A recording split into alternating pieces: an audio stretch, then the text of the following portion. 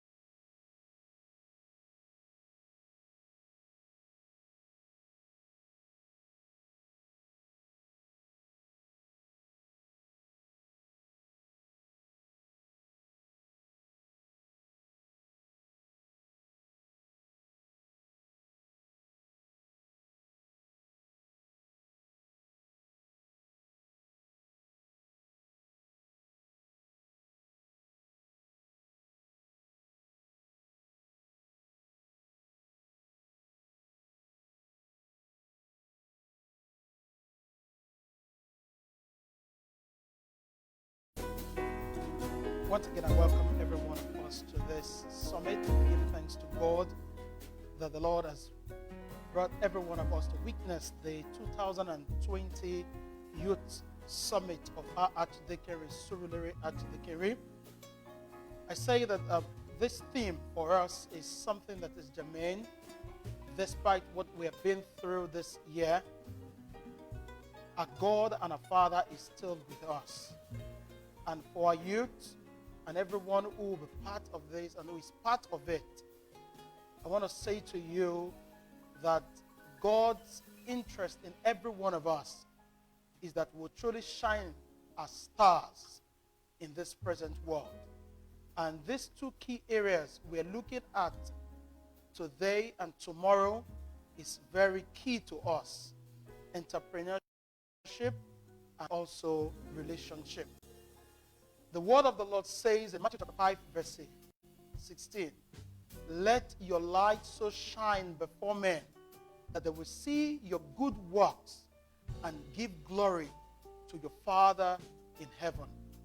And that's why if you can make what you do, if you can prosper and flourish in it, and also your relationship, truly I know that you will be a shining example and a shining light in this dark world. Permit me to thank our speakers once again who had come to join us, Mr. Akinwande Akinsulire, and our brother, a man of God, Pastor Ojomolade. If I get his name right, I want to say thank you to you and to you, our esteemed viewers. It's going to be great and wonderful. To the ESCO, the youth chaplains, I say a very big thank you. Once again, I say you are welcome to 2020 Youth Summit. We will truly be the light of the world. God bless you.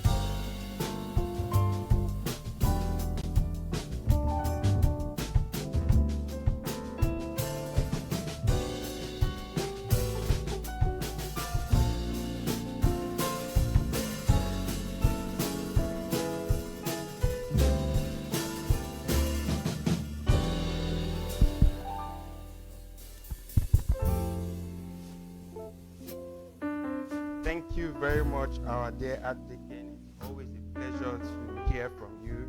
Thank you again for all the support you give to the young people and the youth of the Archdeaconry. We are grateful, right? We are so grateful. Thank you very much for your leadership, and we pray that God will continually bless, inspire, and empower you to do more for us. In Jesus' name, amen. Great. So we are getting to the exciting part of this summit, and we would be welcoming on board our speaker for today. Ladies and gentlemen, he's an experienced management consultant with specialization in business analysis, business process improvement, strategy formulation, and human capital development. His consulting practice boasts of top brands in the energy, telecoms, financial, fast-moving consumer goods, and public sector. He is an alumnus of the Project Management College, United Kingdom, and Daystar Leadership Academy. He is a certified management consultant by the International Council of Management Consulting Institutes.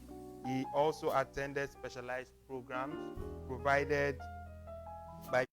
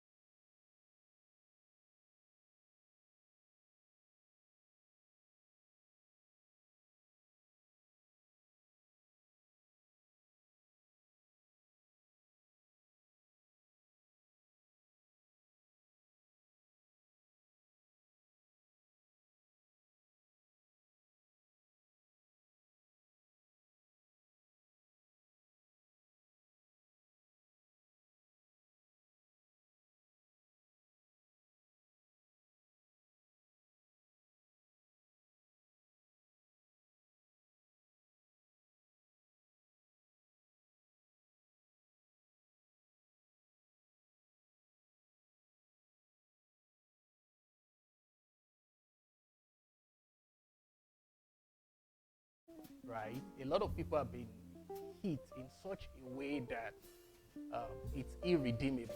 And this is what I mean by that. So for those that happen to have lost their life to the pandemic and never had a chance to give their life to Christ, they've lost in a way that is irredeemable. And that's so unfortunate. So aside from the fact that a number of people have died, I had experiences that were very, very close to me. It's very, very sad. I have to actually forfeit a funeral to be here, and it was for someone who is the father of a very close friend, who died as a result of the pandemic or the COVID-19 virus. So people have been touched personally. I can say I've been touched personally, and people have also been touched in terms of economically. And this in itself, it's something that is literally having a toll or taking a toll on people. So there are people that were affected by the virus directly, and there are people that were impacted by the effects of the virus. So whatever case the situation might be, there is a category that everyone falls into. Either, one is directly affected by the virus in terms of having the virus or the sickness or the effect of, or one is feeling the economic effects, right, of the virus. And the economic effects could be positive or negative, but for most of the people in the world, it's actually been a negative one. So I'm just going to be speaking in three buckets. I'm going to look at the pandemic and its effects on businesses. I'm going to look at, what are the opportunities that we have that we can explore as a people?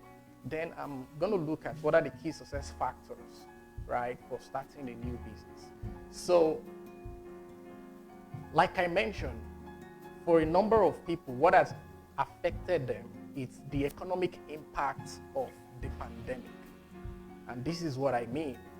All over the world, from the G10 to the broader G20 to the so-called developed economy and back home to Africa, to Nigeria, every one of us, we felt the impact. In fact, I can say specifically, there are some businesses now that are still bearing the brunt. Businesses like, like the breweries, they are still literally counting their losses because the pubs aren't open yet. The nightclubs aren't open yet. So they are literally counting their losses. They are very, very impacted. So when we look at across different industries, let's take, for example, the oil and gas. Now, before the pandemic even started, there have been conversations around the fall in oil prices, and all that. Of course, I'm sure you saw in the news when it was published that, oil was selling for less than $1, about $1. I mean, people were sharing it all over social media. So already the oil and gas was being impacted. But when the lockdown now happened, then the effect was tripled or quadrupled or severely multiplied because people were not moving around. So oil was being produced. Initially, there were no off-takers to buy the oil. Now we had a situation where people were not even buying it because they didn't need the oil to move around anyway, right? So oil and gas industry was literally severely impacted by, by COVID-19. Then we have the real estate and construction space. A number of projects had to be halted, had to be stopped because of the pandemic. So there's concern around safety. Then there is even the concern of people not being willing to release money, because the first reaction that happens in lockdown is that people want to hoard money. They want to hold it back. They don't want to spend. I mean, if I may ask you, what were the special things that you bought during the pandemic? You were also holding your money. I mean, aside food, aside some very, very basic things. You were holding your money. You were saving up, and you don't want to release it because you're not sure of when the income will come, right? And that's also, allowed for major impact for real estate. Trade, yes. Now, was it that people were not buying things? People were buying, but buying most essential things. They were buying food, right? They were buying basic personal care items like soap for bathing, personal hygiene items. But they were not really buying sophisticated items like electronics, sophisticated items like new devices. People weren't big on that because people's income have also been impacted, and as a result of that, they had to cut down on their spending. And another major thing that impacted trade was the fact that, importation was restricted because of international borders that were closed. And of course, there were some major places where we get goods in the world. I'm talking about China, I'm talking about India, those are major suppliers of goods. And because of the lockdown and the restrictions, we couldn't get good flow in until the time that, people were beginning to get their products, but it was taking so much time. So trade was impacted. Then manufacturing, again, more or less like what is similar to trade was what was impacting the manufacturing space, right? People were not buying as they used to buy. So as a result of that, they could not manufacture as they ought to manufacture in the volume that they used to manufacture. As a matter of fact, there were a number of manufacturing companies that had to shut down some of their production plants all over the world. The automobile were affected, clothing lines were affected. A number of businesses have also declared bankruptcy, globally, and a few, in Nigeria. But to protect their brand, I won't mention their names specifically. Some of them they are seeking bailout funds, and a few are probably, come out to say, hey, we are bankrupt, and it's really, really sad, So, but I think the sector that is also largely impacted, that will concern us the most in this conversation, is the startup and small businesses, right? The startup and the small businesses. When you look at the big organizations, they were impacted. The Microsofts, they were impacted, but their own impact was not having so significant economic, toll on them. Because as a matter of fact, for the technology firms, it was more or less like a blessing to them, right? So people started working from home, people started working remotely, they started using technology to engage. Right now we're having this conference, you're using technology and you're in the comfort of your home or wherever it is that you're watching from, and you're connected. So enjoyed significant profit. And in fact, maybe the person that enjoys the biggest out of them all was Zoom, right? The funders' investment more or less like quadruple. For everyone that had, opportunity to have invested in Zoom, at any point in time during this pandemic, gained almost around 500% of the investment. That's interesting. But you see, when you talk about all of those big companies, talking about the technology companies, talking about the big manufacturing companies like the Toyota, the Honda, and all that, there are people with deep pockets. Deep pockets meaning that they have access to a lot of money, their cash flow is robust, and this happened. They couldn't sell as much as they could, as they should have sold, but then they have a backup fund. They have accounts to dip their hands into, to more or less support them, carry them all through the period. But you see, for startups and small businesses, that's not the case. That's not the case. Startups and small businesses have very little capital. In fact, there are a number of small businesses that literally live on, whatever revenue they get per day or per week or per month.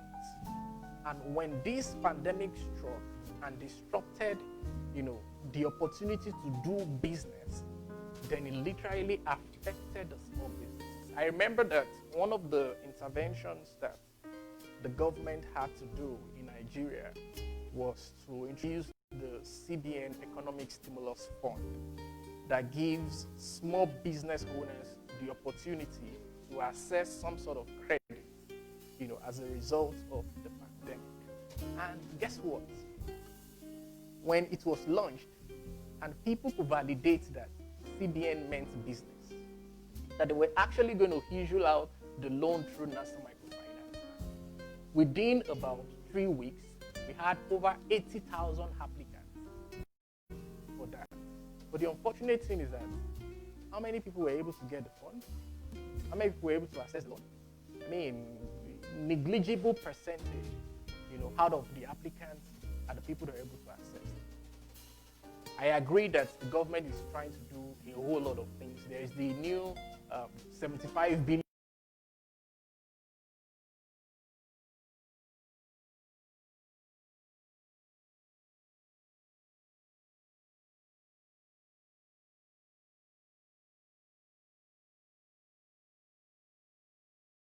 own.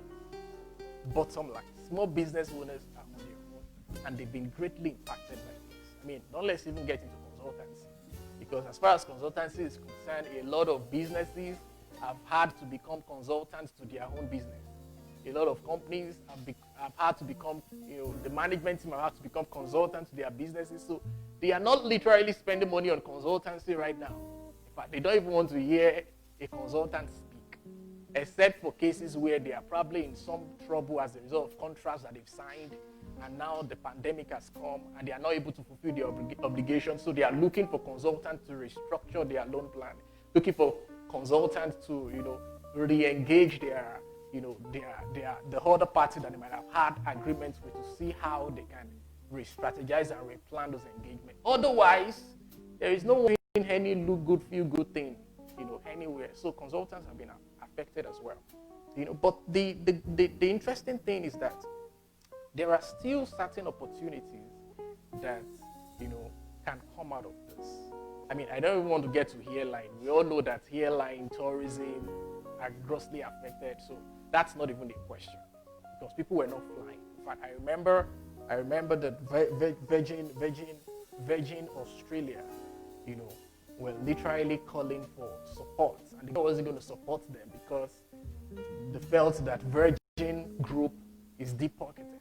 I remember Lufthansa CEO, saying that out of about 663 airplanes that they have, just about 33 of them at that time were flying. The other ones are grounded. So airlines, tourism, all of those ones there. In fact, it was almost like there was no business for them to have. But thank God that the economy is beginning to open up, opportunities are beginning to open up, and all of that, new things are beginning to show up, I mean, we can breathe now. We can hope for the best now. So I'm just going to touch on a few things that I think, we should start considering at this time, right? The opportunity that the pandemic presents. Now, I'm not going to say that these are opportunities that came because of the pandemic, because literally, I wouldn't say that there are business opportunities that emerge as a result of the pandemic. I will say that there are opportunities that have always been there. Maybe because of the pandemic situation now, they seem to be more attractive than they used to be. So they are not completely new, but they're just more attractive as they used to be. And I wanted to also get the focus of the conversation this evening. I'm not trying to say that if you have some very solid, finance and you want to start big in a business, that these are only the businesses that you should consider.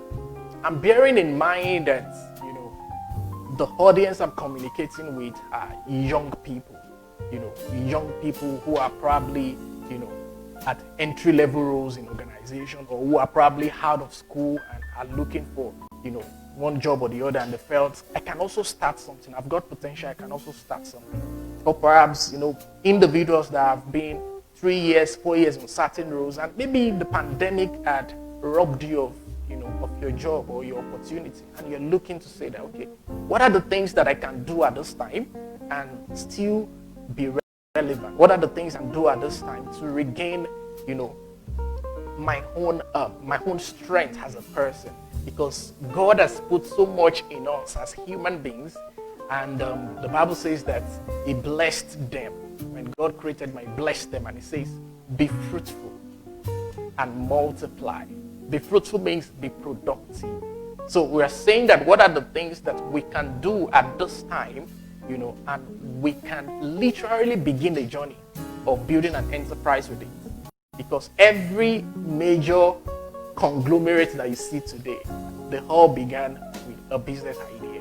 They began with a thought. They began with an initiative. And over time, it grew to become big. Maybe acquiring some other businesses, expanding, and today they are very, very big, right? So a few of those things that I think, now I'm not saying that these are the best opportunities in the world, but I think that in the light of the happenings in the world, these are some of the businesses that we can quickly start, right? And could yield some returns. Now, these are just highlights. There are other things that I'll probably just mention, that I feel you could also consider, right? The first one I want you to think about, and the reason why I put this first will also be glaring as I speak on.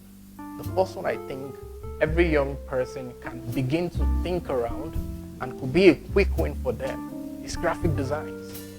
Wow. I mean, you've heard graphic designs. You probably had someone that you say, oh, take this amount, do graphics for me and all that. And you don't take it as serious as beyond that. Yes, graphic designs. Are you aware that there are individuals? I mean, I can cite example of a number of them. There's this young man who is a very close prodigy of mine. He's not even based in Lagos, he's based in Ibadan. Every month, he makes about 400,000 naira doing freelance graphic designs online. He does not deal with any physical client. He does his thing online. Yes, online. So there are platforms that you can subscribe to or that you can join and provide graphic designs. I mean, as simple as it sounds, the graphic design that you've already opportunities to provide these as services. So you can literally start a business that has only you as a developer, and you move on to start having more developer work for you. The third thing I want to talk about is social media marketing. Yes. You hear those things like, I already know that there's something called social media marketing. Why is it a special opportunity? Yes, you may want to ask. But you see, again, every idea is a special idea. It depends on how you're thinking about it, It depends on how you're positioning it. It depends on who you are pushing it to. But you see, every idea is special. Social media marketing. You can call it digital marketing if you will. But you see, it's a skill that you can learn and actually make a lot of money from. Now, I see a lot of business owners raise concerns with me to say that, hey, we're trying to push our product, it's not working, we are spending so much money on Facebook, but we're not getting the results. We are trying to push our product on Instagram, we're trying to do this, we're not able to get it. You know, what I just simply advise them is get social media experts. You can't do these things successfully yourself if you don't engage an expert. So what I'm saying to you is that you can decide to learn how to do social media marketing. And I'm not saying that this is about the regular posts you do on Instagram, or because you know how to tweet on Twitter, you can do the follow for follow, you can do all the bashing or the lashing. No, that's not what I'm saying. I'm saying that going to learn Facebook analytics, going to learn how to run ads on Facebook, going to learn Google Analytics, Google My Business, and how you use this to increase visibility, increase products, increase sales. These are the things I'm talking about. And by the time you learn these things, there are opportunities to sell your product and your service. I mean, there's a young chap right now that provides this service to our organization. He started by doing it himself. It was just a referral. The organization that we engaged to do it for us, they just attached the guy to us. And that was how the guy started working on our project. When we ended that project, the guy, of course, went back to his organization and all that. And some months, not months now, about a year down the line, he came back to say that, he has started his own organization.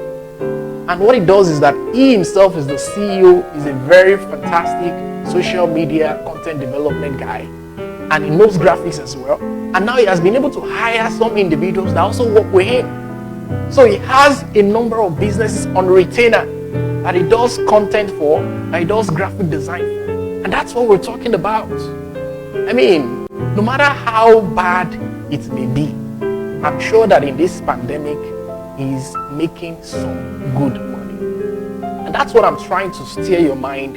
That's what I'm trying to, encourage you to see, that there is still opportunity even in the midst of all of those things. Another thing I want to talk about is content creation. See, there are some of you that are very, very creative. People around you, they know that you are creative. People around you, they know that you are very fantastic.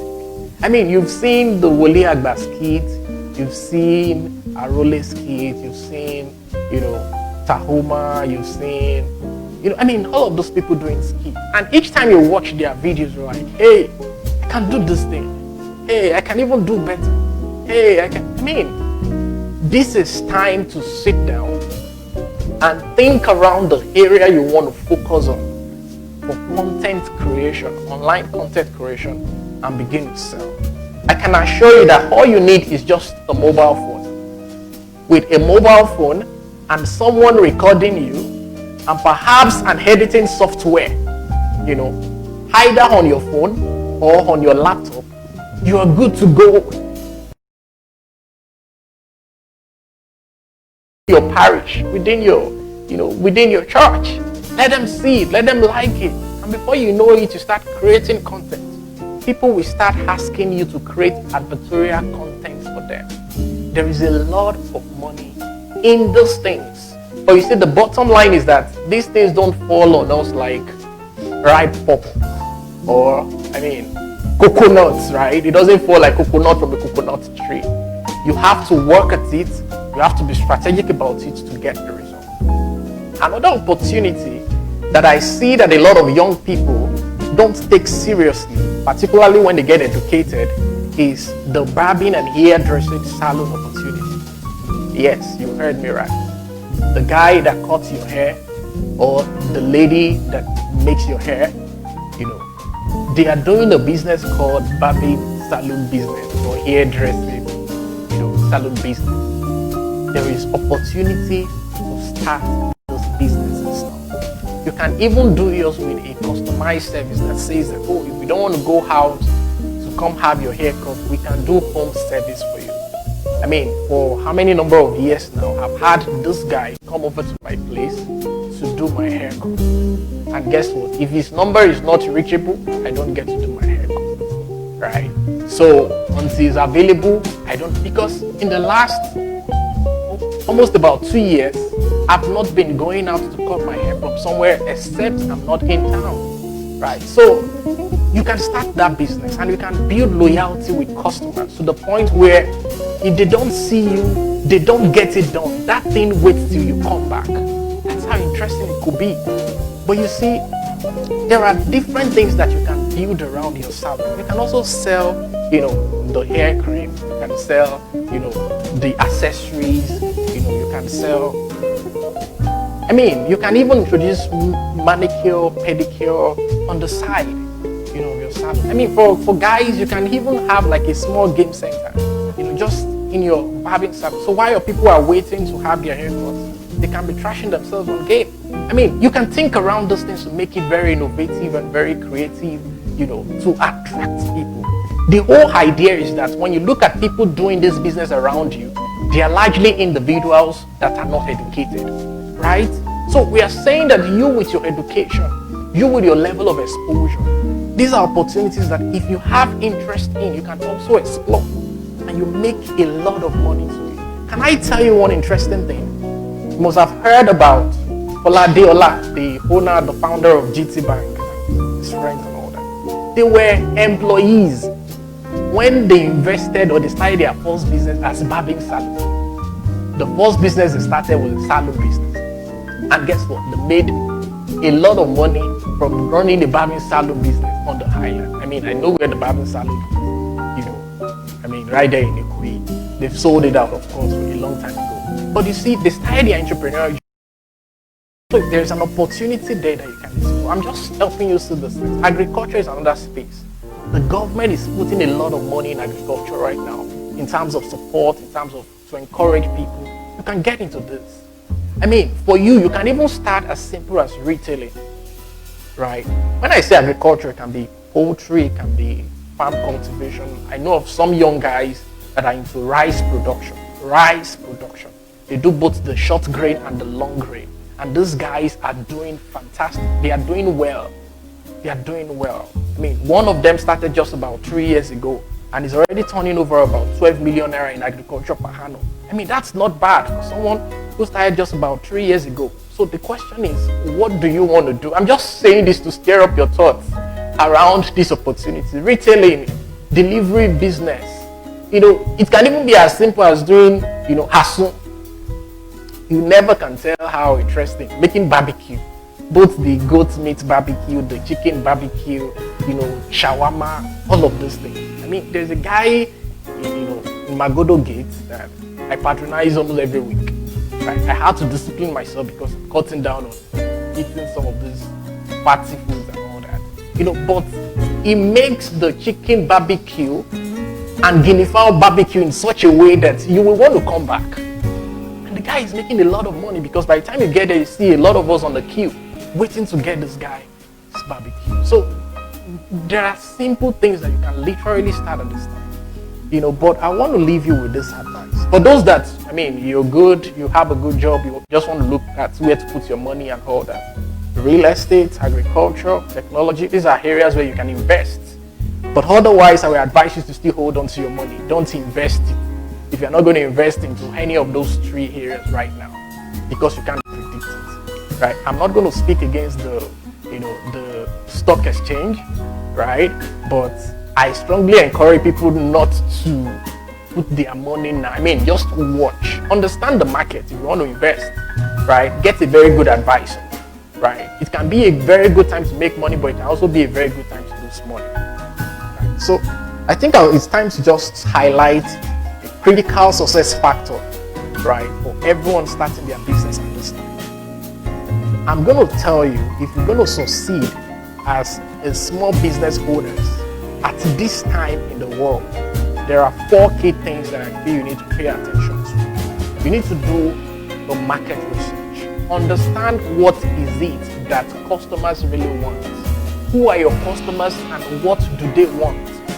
Now, if you're staying, for example, Surulere, right? We're broadcasting from Surulere. You're staying, for example, in Surulere. You want to understand in your particular area or your particular, neighborhood. If you want to do business in your neighborhood, you want to understand who are the kind of people that stays on this neighborhood. And that influences the kind of business that you are going to do with them, right? So, but in the case where you've determined the kind of business that you want to do, then you now need to think around the kind of value that I want to offer. Where do I find this kind of people?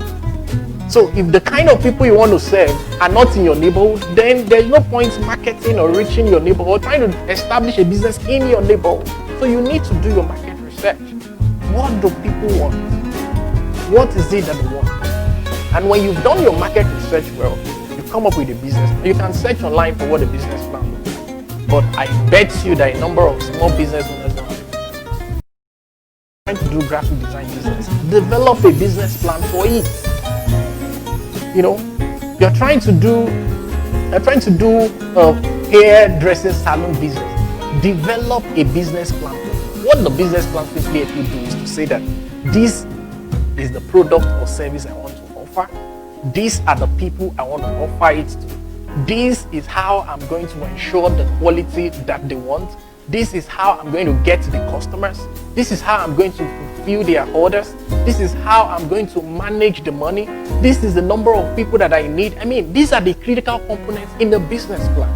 If you're running a business without a business plan, you can't be sure of, the business existence after a short time, right? It's very, very important. And what I'm going to say, so I talk about the market research. I'm going to talk about your attitude.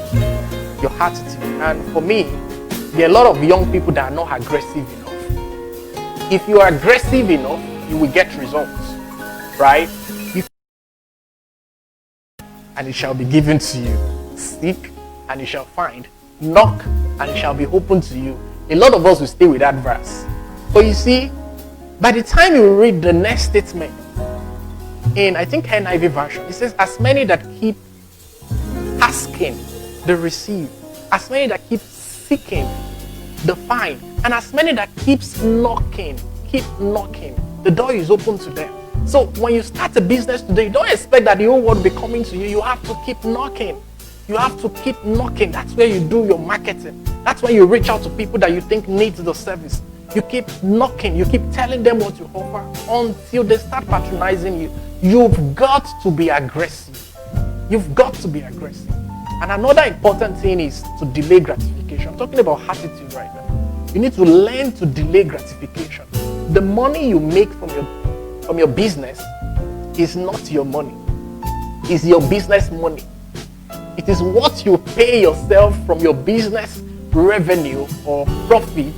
That is your own money.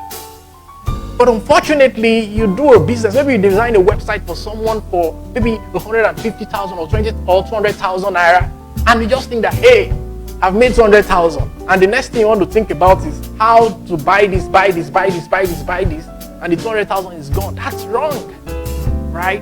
You need to retain the business money in the business. You retain it in the business, right? I remember, Unamdi, the owner of Slot, Mr. Unamdi, was talking about when he started his business.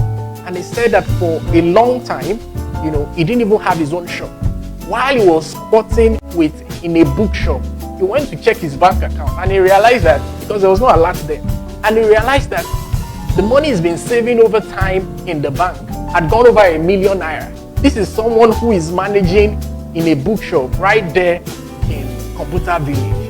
Imagine such discipline, such commitment, such act of delayed gratification.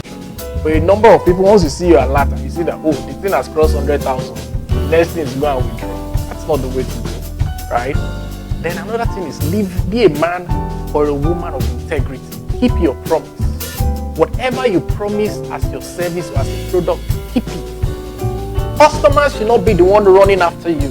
They should not be the one chasing after you. When you promise that you're going to deliver in a week or in 2 weeks, keep your promise. Keep your promise. As a matter of fact, that's what gets people to come back.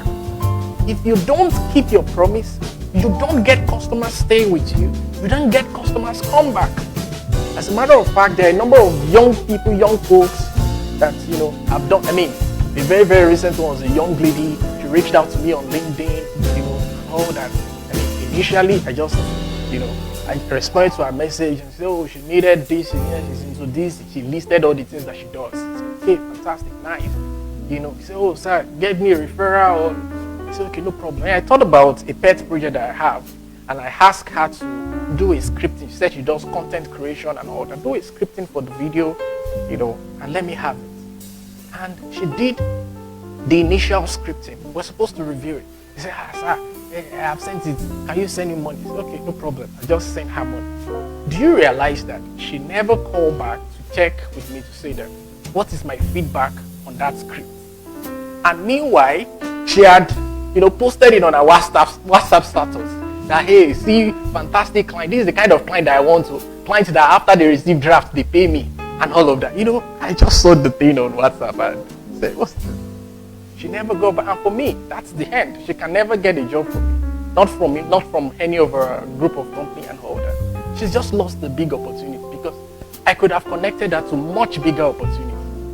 So it's important that we are level-headed as young people. There are opportunities we can harness, but we have to be level-headed. We have to stay hungry for growth. So I've learned how to design with Adobe Illustrator. Can I learn how to do 3D animation? That is being hungry for growth. Can I expand on my knowledge? Can I learn to do things better? Now, these are things that you need to, to look at as individuals. And I must say that staying focused, it's very important. Keep learning. It's very important as far as the attitude is concerned. And the fourth and the last thing I'm going to talk about is collaboration. Now, there is no man that is an island of knowledge. There is no man who can succeed by just being alone. There's a saying that says that if you want to go very, very fast, just go alone. But you see, if you want to go far, go with someone or go together with people. And that's where the lesson of collaboration comes in, right? The first kind of collaboration that I feel every young person needs to do at this time is networking, connecting with people. That young lady did it well by sending me a message or sending me a connection request on Facebook, on LinkedIn rather, sending me a connection request, connecting with me, asking for a referral. Fantastic. Networking is a very good thing. So she got it right in her approach. But the unfortunate thing for her was that she couldn't sustain it. So you need to be able to network. Let people know what you do.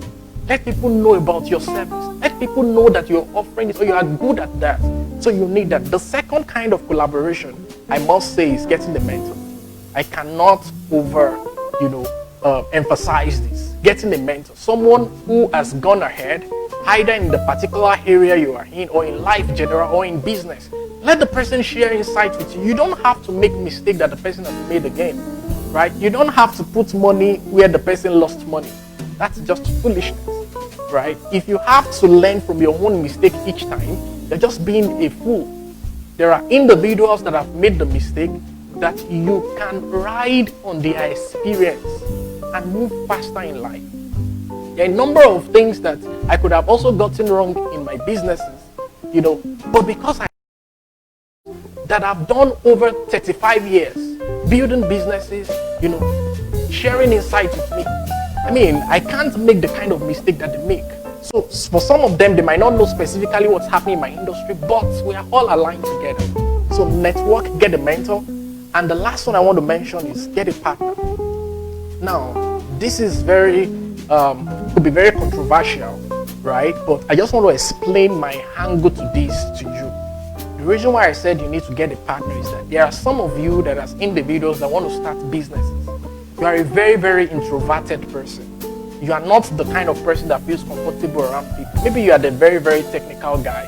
You just want to be writing code. You just want to be developing websites and all that. You need to look out. Do you have someone who has interest in that business? Who is the extroverted person? Who is the, client-facing person? Who is the, meet everyone, make everyone happy person? Who is also interested in building business with you? If your values align, if your interests align, both of you can collaborate to become partners in that business.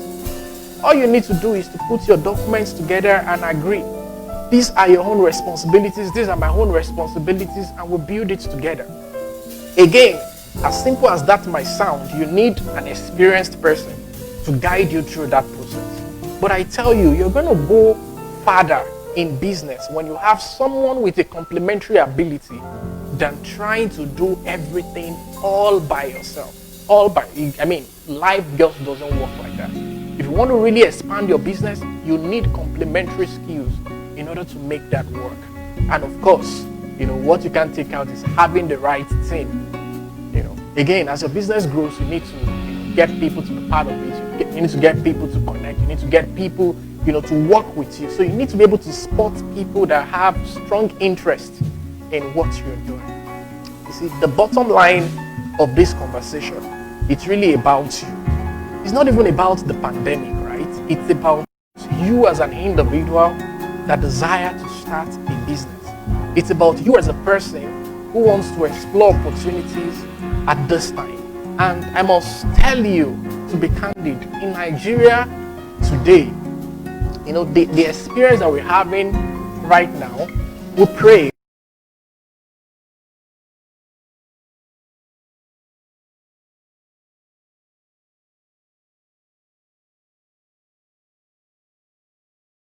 I believe so much in confession. It's the bedrock of the things that I do, right? But it's important that we understand the economic trend. And based on our understanding of the economic trend, we are able to make some critical decisions at this time. So what I'm saying in essence is that there is that possibility of further job cuts. Possibility. It's not, there's that possibility of further job cuts, right? There is that possibility of the exchange rate still going higher. I think as at Friday, at the close of business Friday, it was around 453 naira or so to a dollar, right? There is still that possibility of that rate going higher. And it's very simple. This thing, it's all about balance of trade. If the demand to pay in dollars, right, is higher than the revenue we are getting in dollars, it will always go. So it's not like prophesying what is not. It is just from basic prediction. So all of these things are there. And since these factors are not factors that are within your own immediate control as an individual, you need to learn to control the things that you can control by creating your own economy. So I believe that with these few words of mine, I've been able to convince you and not to confuse you, right? That you can start business at this time. There are interesting businesses that you can do at this time, right? But most importantly, you, the business owner, you, the entrepreneur, you must do your market research, do a business plan, have the right attitude, collaborate, and you can be sure that your business is going to be very, very successful. And I wish you all the best in all that you do, and I pray that God's breath will rest upon you to inspire you, to guide you into the right direction that you need to go in the name of Jesus. Thank you very much.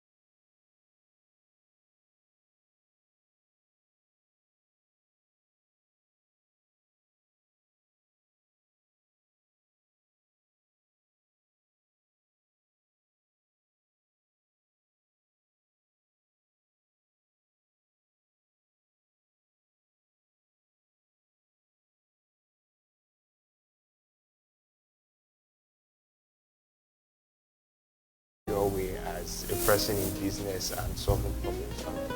Okay, thank you very much.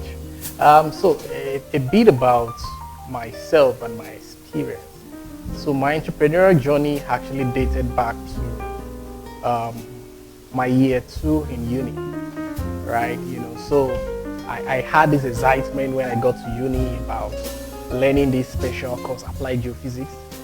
So went online, did a lot of search, and before resumption, I was browsing, and I mean, one of the very few people that could use that at the time. And by the time I got to school, I realized that what were being taught in class and the geophysics I was seeing online were right. So that was where I began to lose interest in geophysics, and as it were, there was a time that I had some pressure, some financial pressure, right, around in my 100 level, and that was when I began to think around. Okay, I think it's time I start creating my own economy, right? So I had 2 very interesting books, How to Make It in Nigeria by Sonny Ojabisi and Ideas Rule the World by Sam Adeyemi. I had those 2 books and went on a personal retreat, and I came back to say that, hey, I'm going to start something. So I registered my first business right then in my 200 level. Yeah, So this SMS of a thing, that was what I started doing. So I was sending bulk SMS. There was just only one guy in Lagos who was sending for the whole of Nigeria, those that cared to send them. So and I got to know about him. So I was buying SMS from him. Then SMS was going for 15 naira everywhere. So I buy from him at the rate of 7 naira, and I get people to pay me 9 naira to send SMS. So on campus, you want to do things, you come to me, I send SMS for you. And that was how I started. And before you knew it, I started learning how to build websites from YouTube. All of this was still in the 200 level, right? Then I moved on to teaching people how to do the website building. So I was on campus, I schooled, my first degree was in FUTA, in Akure, right? So I was on FUTA campus, and I was doing website for people in Lagos. So I did for a paint company, did for a school, did for 2 churches, right in Lagos, right? And what I was just doing was just leveraging online, created a website. And that was how I keep evolving. From there moved to trading, from training, then later got into consulting when I got out of school. And, that's the way it's been. And, so during this pandemic, it's so interesting. I think the bulk of the work I've been doing during this pandemic is helping other businesses survive, right? So our own academy has transitioned online. So aside from the academy, I'm a partner at a consultancy, right, called Merilos International. I'm also the scale lead for Faith Foundation. If you know about Faith Foundation is 20 years this year, right? So when I said I've been spending the bulk of my time helping businesses at this time, it's so at Faith Foundation we have programs for business owners, right? So what I've been doing during this pandemic is helping them find their footings, at this time, so running different intervention programs for them, So business-wise, we've been good, to be candid. God has been faithful, right?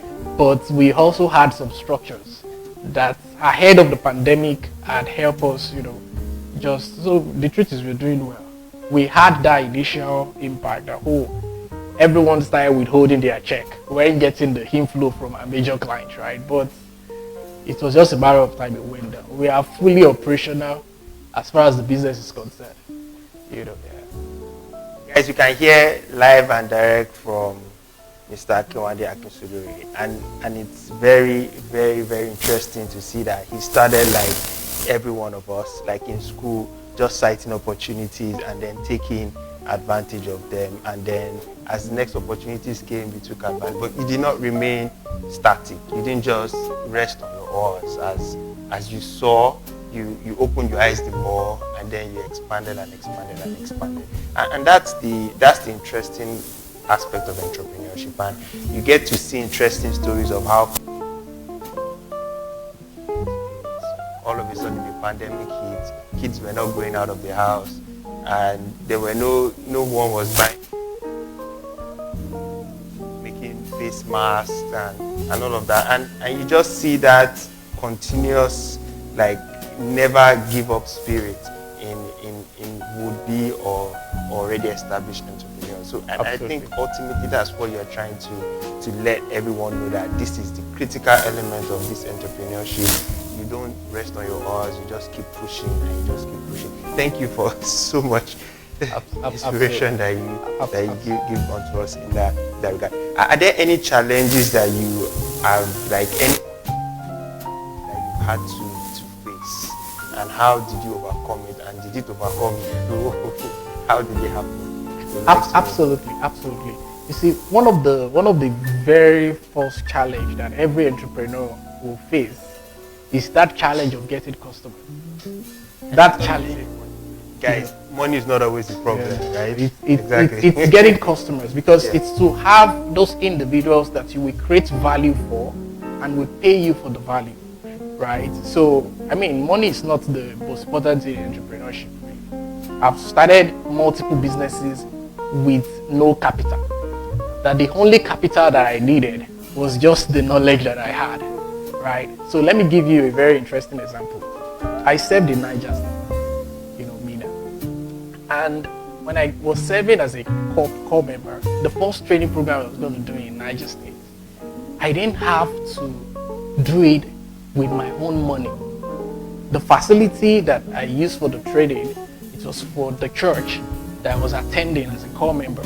I was a volunteer, I was very, very active, and I spoke to the senior pastor and they said, why not? You can use our material. So I got that. The flyer that I was to print, there was a program that my fellowship was to do. And, I helped them with the design. And I said that, hey, this is how much you would have printed it, but there's a way I can do the design in such a way that it's going to save money. So instead of spending exact amount of money that they spend on producing the design to do my own, I added, just like 2,000 naira, and I adjusted the design such that the edge of the design was all carried the adverts for my training. So the cutter just helped me call it. I just have small leaflet, that I shared. So I was a core member. I did the training with the hall for free, the flyer for a very cheap amount. And what I also did was that part of people that came for that training, so there were 3 of them that I gave 50% discounts. And it was on the basis that they are going to join me in doing the business during the service year. And they agreed that, okay, they're going to pay just 50%, and they joined me. And so these guys became my team members for the 1 year, that we spent, doing NYC. And you see, the interesting thing is that one of them at that time, had been with me.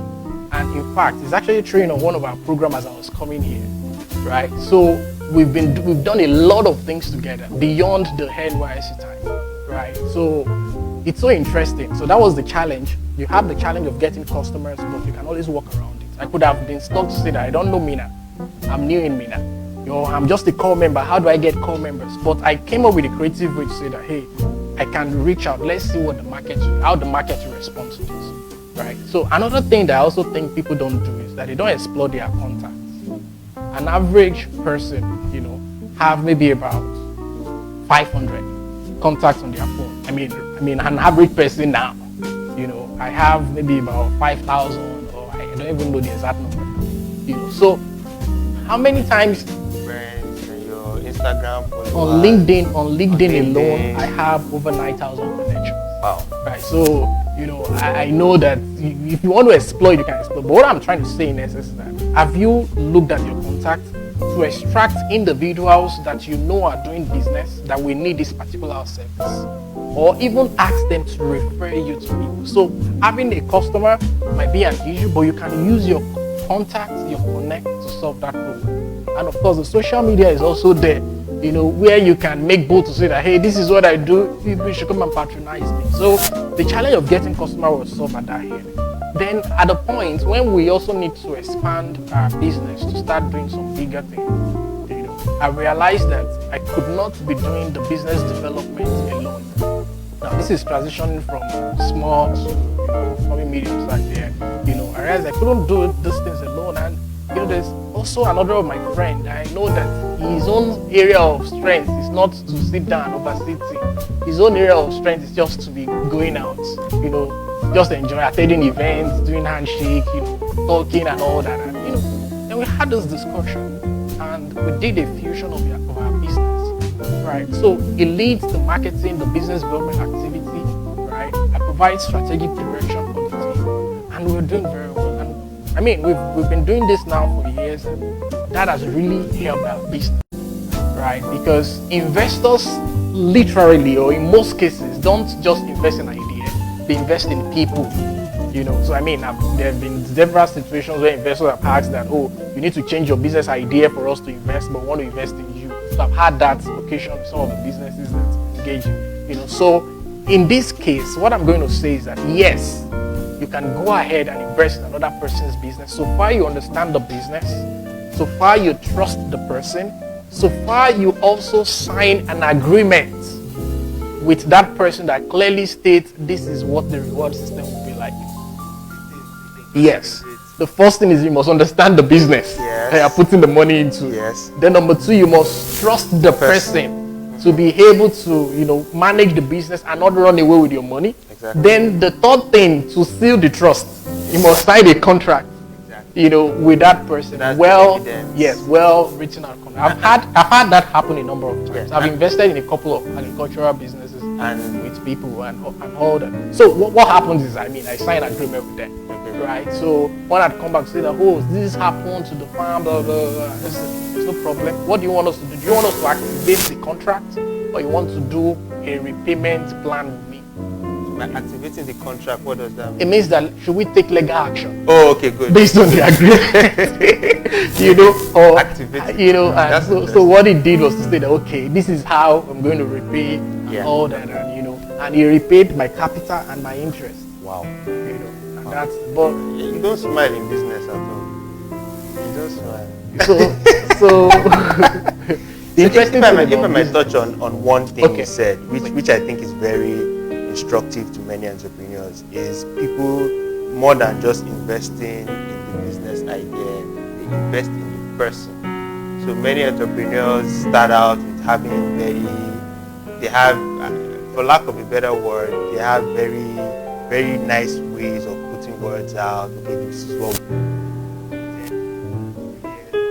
1 million naira, 5 million naira, and they say all these nice words, this is what I will do, but they don't keep to their word, right?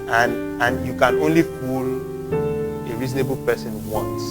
So many entrepreneurs just don't see beyond naira and kobo, like either I'm making money or not making money. They forget that beyond it, sometimes you can even lose money just to preserve your integrity. So if you told someone you are going to give the person 10% and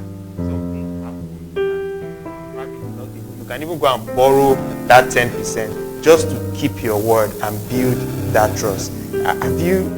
What can you say further to that integrity as an asset for would-be entrepreneurs? Yeah. Okay, so there's this lesson that I learned, right? A while ago. And so I met this man. The man is the chairman of one of the oil and gas company in Nigeria with, an office in New York, right? So one of those days when I started out after school, fully and all that. So, and I had this conversation with the man. The man was so interested in what I was doing, and my business development manager at that time. So he said he was going to give us a job, and before that job, after that job, we'll start doing big things together. Oh, we're very excited and all that. So what was the job? He referred the lady that wanted to do a website and a business plan. So we got on that job. The lady wasn't too forthcoming with information and all that. So we did the website for the lady. Then the business plan was pending. But then my business development lady, came to say that, she needs also amount for wardrobe, for wardrobe change and all that, that she needs. So I was like, no, it can't work like that. So what now happened was that because we were doing these contracts together, I now decided to pull out of that contract to say that, hey, no problem. I cannot be funding your own, and since you're not ready to continue this thing, we have to put it at that. So I didn't go back to complete that project for that lady, because what happened was that she paid for the web development, but she hasn't paid for the business plan. So I didn't even bother going back to get money for the business plan. So we just kept her in limbo, that. And so years later, I now felt, no, I have this man that I could reach. But the fear of the thought that, what about if the lady had communicated to the man that, oh, these guys didn't come back to do my work. He won't see it from the angle of they didn't collect money for that work. It will be from the angle of these guys are not serious, they didn't get it done. And that stuck with me. So that was the mindset with which I now begin to engage everyone. To say that whatever it is that I'm going to do for you, the way I said I'm going to do it, that's the way I'm going to do it. And that's important because people will always, respect you for who you are. If you are the person that goes the extra length to make things happen, like the case you were saying that, oh, maybe going to even borrow the money to ensure you pay the interest.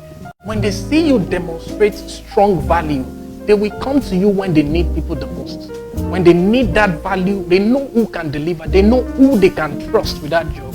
When they need to make referral, they know who to refer for that job. So it's something that is very, very important.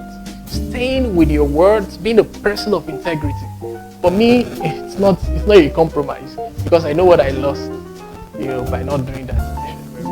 Quickly take another question. How can I manage my job and my desired business? So, like further explains, if I want to go into graphics design, how can I manage this opportunity with my full-time job? Interesting. So what I tell people is that the way to manage it is to become a whole person yourself, someone who has control of his or her time, someone who has strong time management.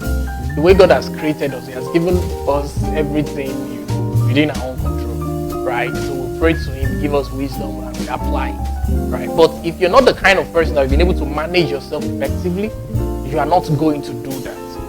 So maybe for me, the way I've always been doing it is that every project is unique. When I get on your project as a client, I see myself beyond providing service to you. I see myself, as your employee for that time, right? Now, employee so that I take your work serious, and I also understand that my revenue is tied to you, right? So what it means is that I'm working for multiple clients at different. I'm an employee here. I'm an employee here. I'm doing many jobs, right? At a time. So that's the thought you should bring to the table. So what you should now look at is how is your 9 to 5 structured? What are the things you are expected to do within the 9 to 5? So once you are able to meet the demand of that 9 to 5, then plan your remaining hours effectively. Plan it effectively. Because what you might want to start with is to even do training. So you are taking out 4 hours every evening to learn about doing graphic design and all that. Before you now get to the point that, okay, you're good and you're now providing it as a service, right? Because the truth is that even when you start the business fully, you will need to create capacity to handle more jobs. So if you're not able to combine your initial business with what you're doing right now in your 9 to 5, you might going to struggle for a very long time. So the advice is strong time management. Now, what is the best way to go about utilizing funds during this period? In your opinion, should you go the savings route or the investment route? Which is best?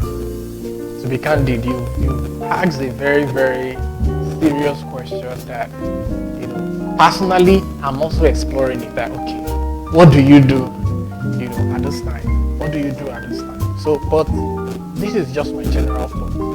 The reason why it's difficult to do savings now is that, number one, savings rate has even been cut down, right now by CBN, right? What you get from treasury bills too is at the all-time least as far as previous years are concerned, but maybe learning from my own decision, I think real estate and agriculture could be good areas to consider. And when I mean real estate now, I mean you're looking at a business that has good track record, because I know that there are a lot of fraudulent, real estate agents out there and all that. Look for the known names, the reputable names, right?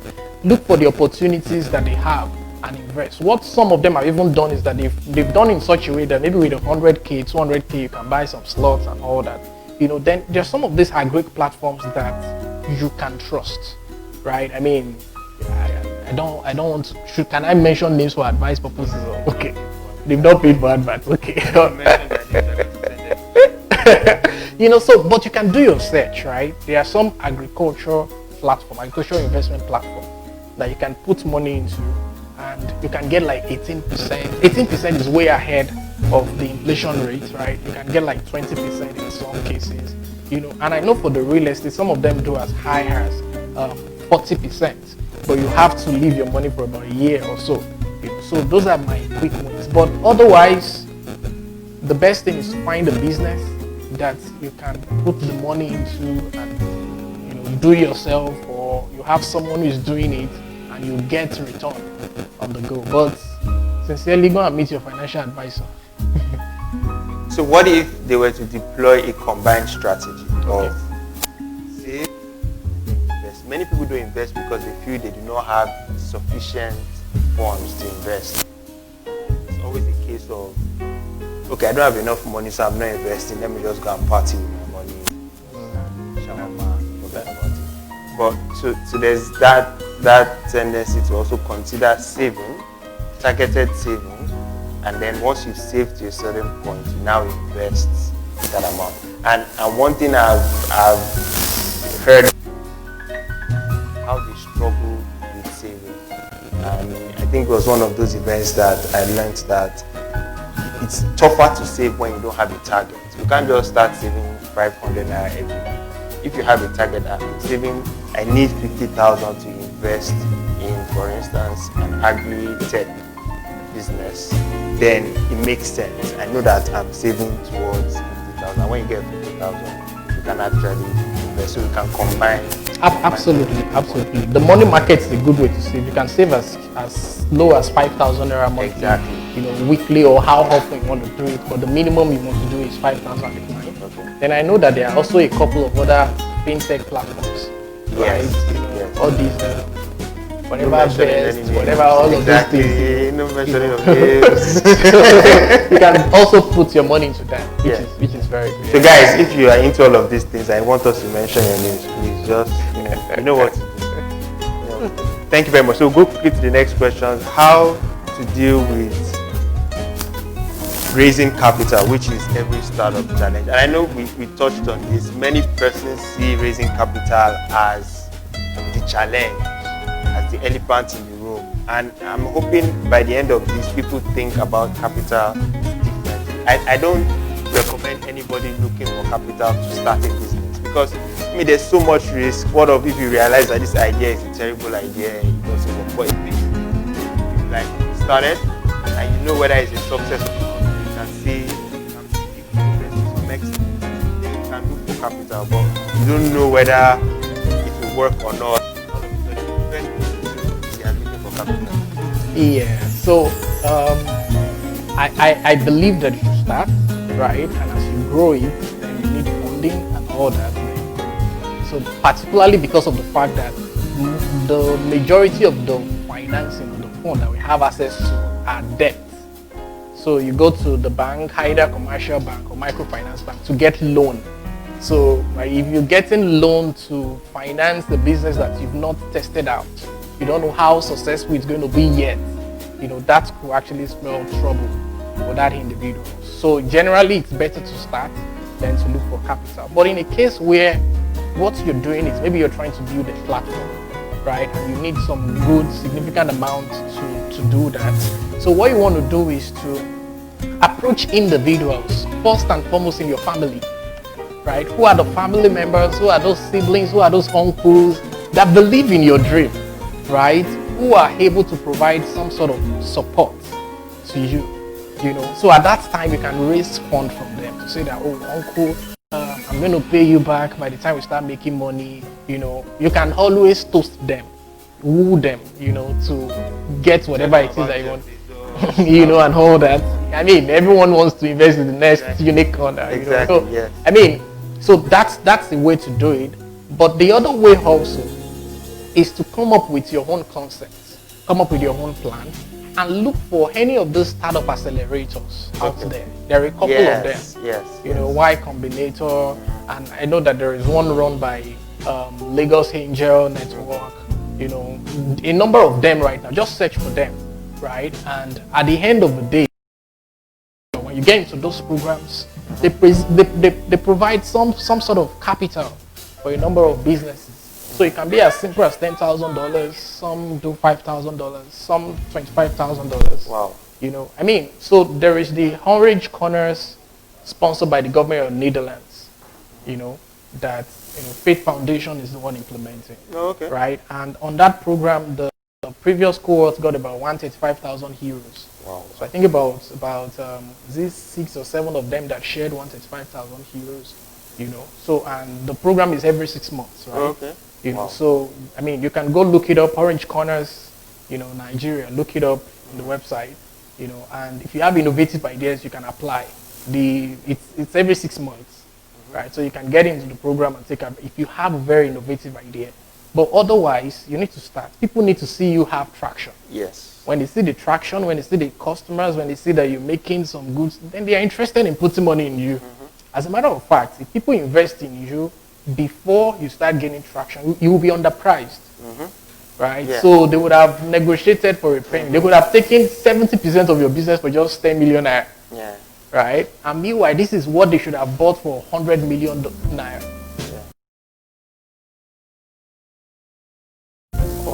Awesome.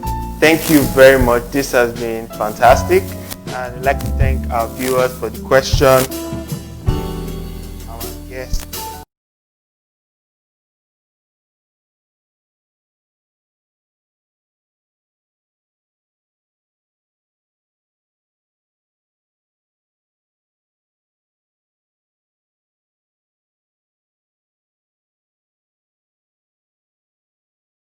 You on LinkedIn.